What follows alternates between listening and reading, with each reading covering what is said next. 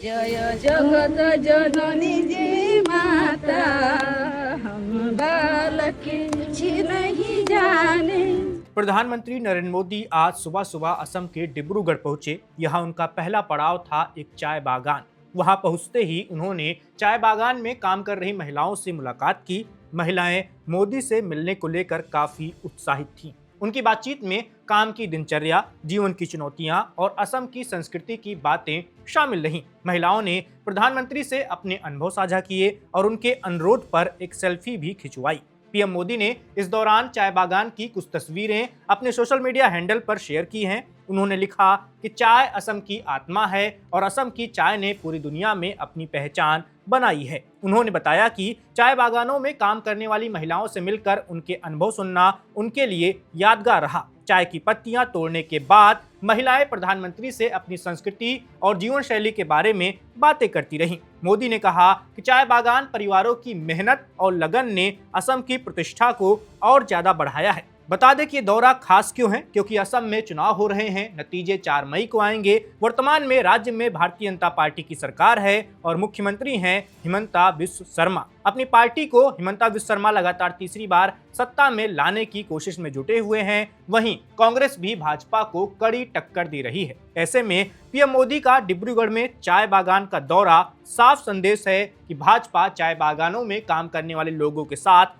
मजबूती से खड़ी है। राजनीतिक विश्लेषकों के अनुसार ये दौरा केवल एक औपचारिक मुलाकात नहीं, बल्कि चुनावी रणनीति का हिस्सा है। पीएम मोदी ने सीधे तौर पर स्थानीय जनता से जुड़कर ये दिखाया है कि भाजपा उनके जीवन और काम की सराहना करती है। डिब्रूगढ़ का ये दौरा हिमंता की छवि को मजबूत करने और उनकी चुनावी स्थिति को मजबूत दिखाने की कोशिश के तौर पर भी देखा जा रहा है। महिलाओं से बातचीत के दौरान मोदी ने उनकी मेहनत की सराहना की और कहा कि असम की चाय केवल राज्य ही नहीं, बल्कि पूरे देश और दुनिया के लिए गर्व की बात है। उन्होंने चाय बागान में काम करने वाले लोगों के प्रयासों की तारीफ करते हुए कहा कि उनकी मेहनत और समर्पण ने असम की पहचान को और उजागर किया है। चाय बागान में बिताया गया समय न सिर्फ पीएम मोदी के लिए यादगार रहा, बल्कि ये भाजपा की चुनावी रणनीति का भी अहम हिस्सा माना जा रहा है। प्रधानमंत्री ने अपने सोशल मीडिया पोस्ट के माध्यम से ये भी संदेश दिया कि उनकी पार्टी हर वर्ग, हर परिवार और हर कामगार के साथ खड़ी है। इस दौरे का मतलब राजनीतिक रूप से भी काफी साफ है।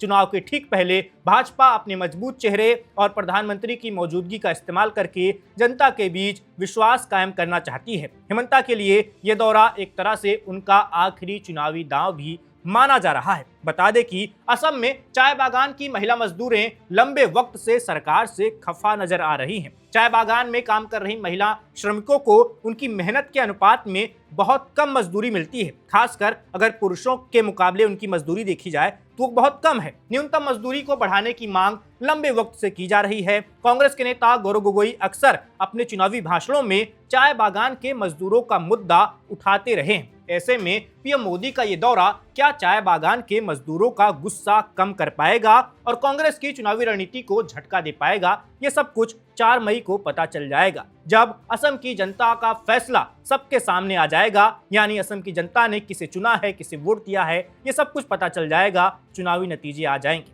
तो 4 मई का सबको इंतजार है। लेकिन बीजेपी भरपूर कोशिश कर रही है कि जैसे 2016, जैसे 2021, वैसे ही 2026 में भी उसे सफलता मिले और उसकी सरकार बने। वही कांग्रेस पार्टी अपने 10 साल के सत्ता के वनवास को खत्म करना चाहती है। इस वीडियो में बस इतना ही। मेरा नाम वैभव है, आप देखते रहिए वन इंडिया।